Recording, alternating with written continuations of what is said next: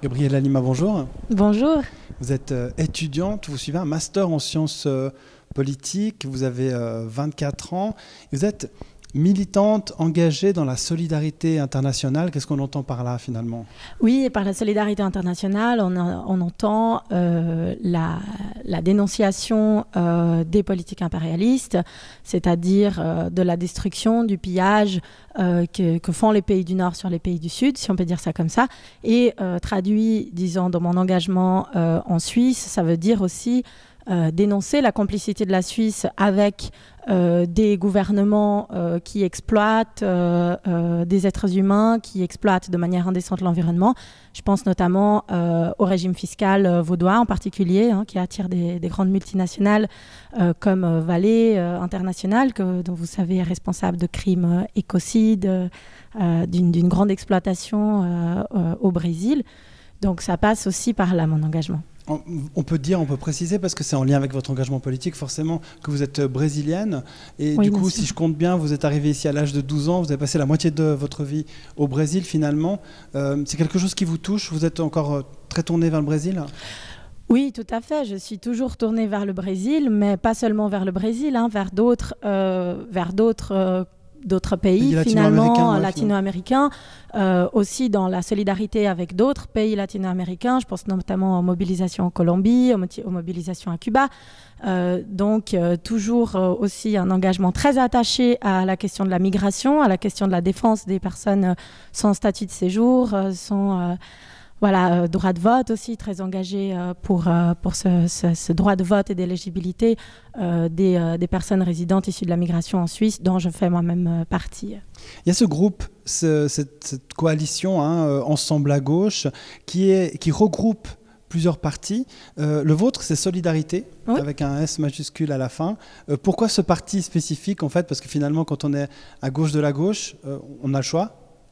Oui, alors évidemment, on a le choix, mais je pense que le PS et les Verts, aujourd'hui, c'est des partis gouvernementaux, c'est des partis qui entendent co-gérer le système tel qu'il est, alors que moi, je viens d'une militance, d'une tradition militante, d'une nouvelle génération qui s'est politisée justement en rupture avec ce système, qui a envie de rompre avec une politique des petits pas pour aller vers un changement radical de la société. Et c'est dans cette perspective-là que j'ai rejoint Solidarité, parce qu'aujourd'hui, Solidarité et Ensemble à gauche sont, selon moi, les composantes, les partis qui peuvent aujourd'hui répondre à la hauteur des enjeux sociaux, climatiques, qui apportent vraiment des réponses efficaces aux problématiques d'aujourd'hui. Et votre place, alors votre rôle dans un organisme comme le Conseil d'État, vu qu'il est question de ça, mais aussi au Grand Conseil, qu'est-ce que vous pouvez faire finalement avec des petits guillemets, entrant dans le système? Alors, on peut obtenir des avancées très concrètes pour les conditions de vie de la population. Je rappelle qu'on a quand même fait aboutir une initiative pour la gratuité des transports publics dans le canton. Donc, il y a une mesure à la fois écologique et sociale qui va permettre de dégager beaucoup de pouvoir d'achat pour les contribuables les plus modestes. Donc, on a aussi porté la proposition de salaire minimum il y a quelques années. On a porté une proposition de remboursement des soins dentaires. Donc, on peut obtenir beaucoup de choses en entrant dans l'arène institutionnelle. On va parler de cette gratuité des transports publics tout à l'heure, mais je veux juste vous poser la question que je pose à tous les candidates et candidates. Alors, je vous donne les clés du château. Vous avez peu ou pas de résistance pour introduire une nouvelle réforme. Laquelle serait-elle ? Alors, je pense qu'il faut aller chercher les moyens de concrétiser nos mesures, donc de concrétiser notre programme. Alors, il faut chercher l'argent.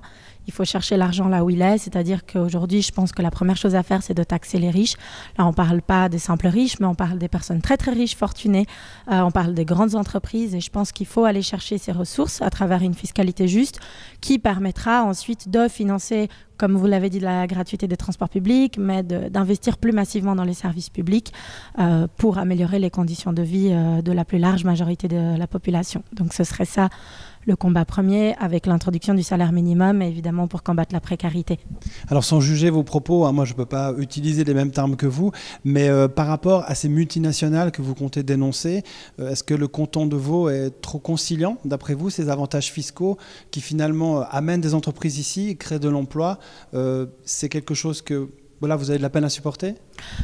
Oui, parce que ces entreprises-là, enfin pour beaucoup, sont celles qui polluent le plus. Donc, sont celles qui ont un bilan carbone beaucoup plus élevé. Et on pense qu'elles doivent payer. Enfin, avec Ensemble à gauche, c'était quelque chose qu'on affirme et qu'on réaffirme. C'est qu'elles doivent payer leur part à juste titre hein, de la catastrophe climatique. Elles doivent être imposées équitablement et aussi parce qu'elles dévient des ressources fiscales de leur pays qu'elles devraient verser à leur pays d'origine en venant s'installer en Suisse. Donc il y a aussi une part de solidarité internationale là-dedans, puisqu'on parlait de la solidarité internationale, de dire elles privent des collectivités entières dans des pays plus pauvres, comme c'est le cas pour le Brésil, d'un argent qui est nécessaire à leurs services publics, au financement des besoins de base les plus élémentaires comme l'eau, l'accès à l'éducation, voilà, la nourriture. Donc, on peut les accepter quand même en Suisse, dans le canton de Vaud, malgré tout? Pour moi, il faudrait qu'ils soient taxés en tout cas. En les taxant suffisamment. Voilà. L'initiative pour la gratuité des transports publics, est-ce qu'on y croit vraiment, dans le sens où est-ce qu'au moment où les Vaudoises et les Vaudois vont se retrouver devant leur bulletin de vote, est-ce qu'ils vont finalement vous suivre? Eh bien, je suis convaincue que c'est une initiative qui a une belle audience auprès de la population. En tout cas, ils étaient très réceptifs à notre initiative au moment de la récolte. Vous avez la facilité à récolter les signatures. Oui, parce qu'il faut aujourd'hui reconnaître que les transports publics, c'est une charge financière énorme pour des ménages qui ont des enfants à charge, mais pas que, hein, tous les ménages. Vous savez, les prix des abonnements. Quand j'étais étudiante, par exemple, j'habitais à Gland, c'était une somme faramineuse dans mon budget consacré au transport public. Donc aujourd'hui, il y a nécessité de regagner du pouvoir d'achat, hein, parce qu'on a vécu cette crise du Covid-19 qui a vraiment montré que la précarité, la pauvreté est encore très présente dans le canton, mais il y a aussi une nécessité d'encourager les citoyens à diminuer l'utilisation de la voiture motorisée pour réduire la pollution. Il était question avec Cécile Amarel de simplement baisser le prix des transports publics, mais pas pour tout le monde. Est-ce que c'est une mesure que vous pourriez accepter, ou on est toujours dans ce, je cite, consensus mou que vous dénoncez avec Ensemble à gauche? Alors avec Ensemble à gauche, ce qu'on défend, c'est la gratuité. À savoir qu'aujourd'hui, la gratuité, c'est pas seulement de dire on ne veut pas payer moins, on pourrait payer moins, mais c'est de prendre le courage d'aller vers une politique qui est vraiment radicale en matière écologique et sociale. Baisser les prix, c'est bien, mais ça ne suffit pas. Aujourd'hui, il faut la gratuité des transports publics, mais pas que. Je pense qu'il faudrait la gratuité des masques, il faudrait la gratuité des gels hydrauliques. Enfin, il y a toute une série d'autres domaines dans lesquels la gratuité devrait s'imposer, parce que le service public, aujourd'hui, c'est le bien-être de la population qui est en jeu. C'est quelque chose qui permet d'aller vers une société plus juste, plus équitable, et ça doit vraiment être accessible à tout le monde. On parlait des moyens, des classes défavorisées. Le salaire minimum, par exemple, ça peut être une bonne option pour vous, sans tenir compte des problématiques de budget, mais je peux vous reposer la question plus tard. Est-ce qu'on peut tout d'un coup monter les salaires minimums? Ça, c'est quelque chose qui semble vous séduire aussi. Oui, complètement. Je pense que c'est nécessaire, à l'image de ce qui a été fait à Genève, d'établir un salaire minimum, parce que vous avez certainement vu pendant le Covid et les colis alimentaires, il y avait énormément de queues, énormément de personnes qui peinaient à survivre, à finir les mois, qui vivaient à l'aide des colis alimentaires. Et surtout, récemment, avec la grève exemplaire qui a été menée par les livreurs et les livreuses de Smood, ont montré justement que cette précarité, elle est très présente. Et pour lutter contre cette pauvreté, contre cette précarité, le salaire minimum est une première mesure, mais il y a seulement un premier pas. On serait à combien pour vous de salaire minimum acceptable? À 4 500 francs, 4 500 donc 23 francs de l'heure. C'est déjà difficile de faire accepter 4 000 francs au niveau national. Tout à fait, mais c'est là on a été stimulé, poussé par la réussite de notre canton voisin, donc Genève, et nous pensons qu'aujourd'hui c'est possible d'obtenir cette avancée sociale, et on va aller chercher justement des majorités, on va aller chercher auprès des associations, des syndicats, d'autres forces politiques, de quoi gagner ce rapport de force. Et on pense que c'est possible aujourd'hui. dans l'une de vos initiatives, vous voulez créer un observatoire des violences faites aux femmes. Est-ce que vous pouvez juste nous dire de quoi il s'agit déjà? Oui, c'est-à-dire que la lutte contre les violences faites aux femmes, tout le monde est d'accord pour dire que c'est un fléau qu'il faut combattre, la violence, mais sur les moyens, on n'est pas d'accord.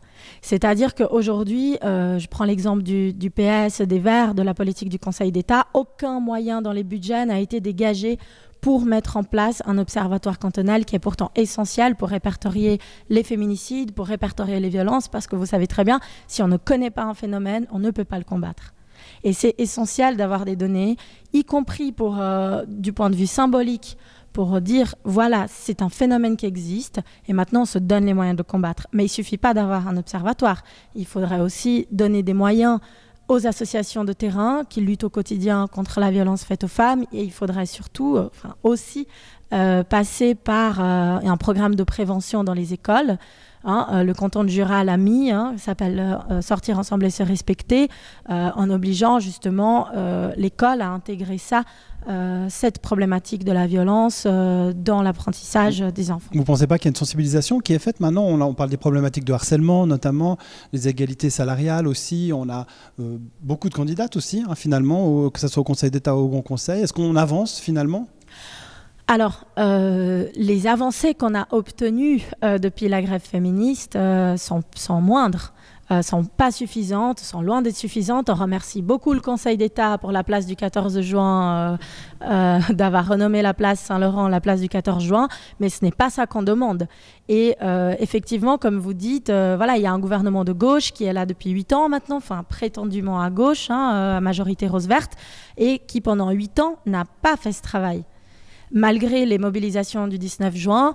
Le travail de pousser vraiment l'égalité femmes-hommes. Exactement, le travail par exemple de prévention dans les écoles, de rendre obligatoire la prévention, de donner des moyens aux associations qui luttent sur le terrain, de mettre en place une hotline téléphonique disponible 24 heures sur 24 à laquelle les personnes qui sont victimes de violences peuvent téléphoner à tout moment pour se faire entendre.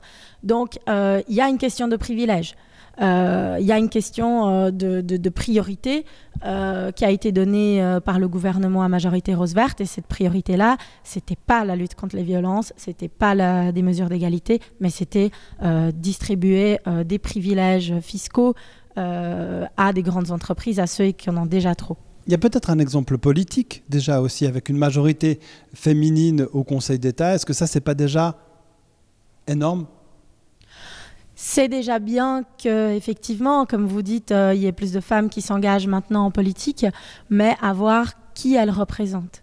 Vous voyez, si pour moi, enfin pour nous, avec Ensemble à gauche, et puis je pense aussi au sein de la grève féministe, le féminisme qu'on défend, c'est un féminisme qui doit bénéficier à toutes les femmes, peu importe la classe sociale, et on ne se sent pas du tout représenté par les femmes du PLR, par des femmes qui, in fine, adoptent des politiques, je prends l'exemple des plans d'austérité qui touchent directement d'autres femmes qui travaillent dans les services publics, qui obligent des femmes à concilier à diminuer leur temps de travail pour pouvoir concilier leur vie privée parce qu'il n'y a pas assez de place dans les crèches, etc. Donc le fait qu'il y ait des femmes dans des parlements, c'est bien, mais ce n'est pas le féminisme qu'on défend avec Ensemble à gauche.